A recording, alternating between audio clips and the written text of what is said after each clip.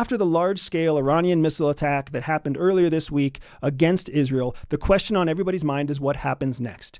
Now, most experts in the region are anticipating that Israel will launch another set of airstrikes against sovereign Iran, and they will target specifically crude oil or petroleum manufacturing and or nuclear weapon silos or nuclear weapon development. Now, U.S. President Joe Biden has put a firm line in the sand saying that he will not accept or approve any Israeli attack against the nuclear development facilities in Iran. However, we've also heard similar red lines be stated by former President Barack Obama, who was the president when Joe Biden was the vice president. So whether or not that firm red line is indeed firm, we don't know for sure, but here's what we do know. We do know that Israel has promised retaliation for the airstrikes from Iran against Israel. And we do know that Israel is demonstrating that it has a capacity and a willingness to execute far-flung and highly contentious attacks, like when they bombed Tehran to kill one of the leaders there for Hamas. So the large majority of experts in the region are expecting that Israel will launch airstrikes against the petroleum or crude oil manufacturing bases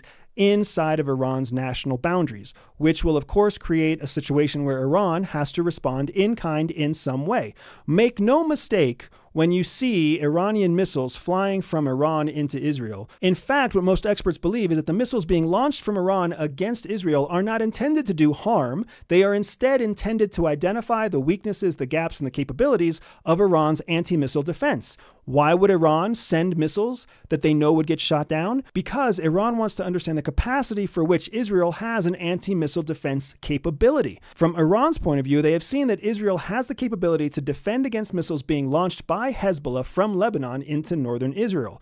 Iran has also seen that Israel has the capability to defend against missiles being shot long range from Iran to Israel. But the question that Iran is really asking is, does Israel maintain the capability to protect against a coordinated strike simultaneously long range from Iran and short range from Lebanon and Hezbollah? And even more interesting, could Israel protect against a three-way simultaneous attack if there were short-range missiles coming from Gaza via Hamas, North Lebanon coming from Hezbollah, and to the east coming from Iran long range? When the Iron Dome and anti-missile systems of Israel are employed against any one of the three of those types of attacks, it gives intelligence to Iran about the capabilities and maneuverability of the other two systems that are not currently being employed. And Israel knows that, Iran knows that, and of course the United States knows that as well. So a very likely series of events that we may see play out in the next few weeks is that Israel launches airstrikes into Iran against oil or petroleum manufacturing centers.